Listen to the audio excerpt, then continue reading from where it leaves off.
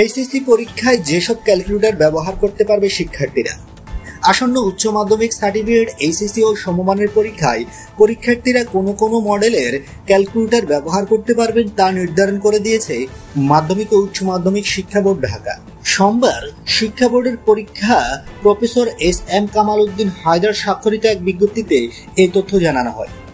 অনুমোদিত ক্যালকুলেটরের মডেলগুলো হলো FX 100MS, FX 991ES, FX 570MS, FX 82MS, FX 991EX। উল্লেখিত মডেলের ক্যালকুলেটর ছাড়াও শিক্ষার্থীরা সাধারণ ক্যালকুলেটর ব্যবহার করতে পারবে।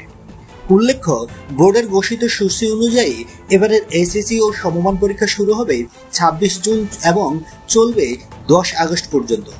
ব্যবহারিক পরীক্ষা অনুষ্ঠিত হবে 11 থেকে 21 আগস্ট পর্যন্ত।